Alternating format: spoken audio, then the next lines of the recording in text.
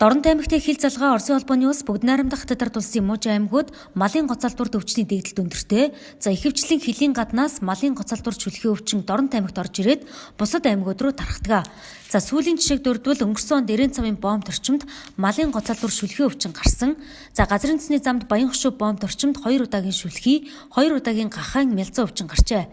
За ийм учраас Дорн аймгийн хилийн бомбтуудад тээврийн хэрэгслийг ариутгах пунктыг байрлуулах нэн шаардлагатай байгааг хэллээ. Сайдын ирсэн дээр бас нэг санал хэлмээр байна. За энэ бид одоо бас Оросын холбооны улс болон Хятад улстай хил залгаа байдаг бомбтууд дээр маань болохоор ариутгал халдвар хүргэлтийн пункт гэж байдаг байгаа.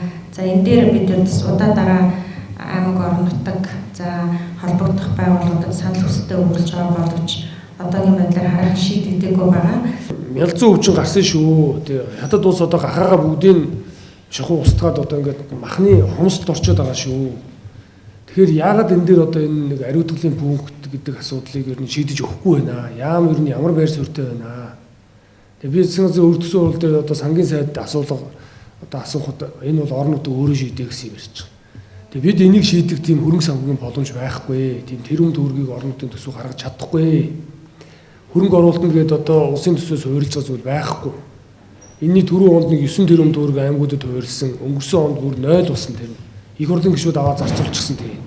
Их хурлын гишүүдийн одоо саналаар шийддэг ус. Орон нутгийн төсвийн хөрөнгө оруулалт гэж одоо улсаас хувирлаж хийж байгаа мөнгө байхгүй. Нэг ч төгрөг байхгүй.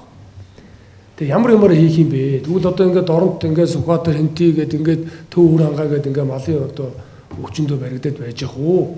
Энэ уг үндэс дээр нь тасан зогсоох уу гэдэг асуудлыг яамны төвшөнд авч үзэх үнэхээр цаг нь болсон шүү. Сангийн яам орон нутгийн хөрөнгөөр шийдэгдэг. Би олон улсын хэд хэдэн байгууллагуудад яг энэ ариутгалын пунктын талаар санал тавьсан байгаа. Одоо та хэдийн бичиг ирэхлээр би ахаад Дэлхийн банкнд ирний саналыг тавьдаа гэж бодож байгаа. Манайхад сангийн яам орон нутаг шийдэн гэдэг орон нутагт тийм хөрөнгө байхгүй учраас гадаадын одоо төсөл хөтөлбөрүүдээс Дэлхийн банк интерес яг энэ Зүүн аймгийн ариутгалын пунктын асуудлыг бол тэгжил тавьжил явъя да гэсэн юм одоо бодол төрж байгаа. Ариутгалын пункт нь тэрбум орчим төгрөгийн өртөгтэй учраас орон нутаг шийдэх боломжгүй байна. За сангийн яамд орон нутаг болон салбарын яам удаа дараа ариутгалын пунктыг шийдэх төсөв хөрөнгийн саналаа өгдөг боловч дэмжигддэггүй байна.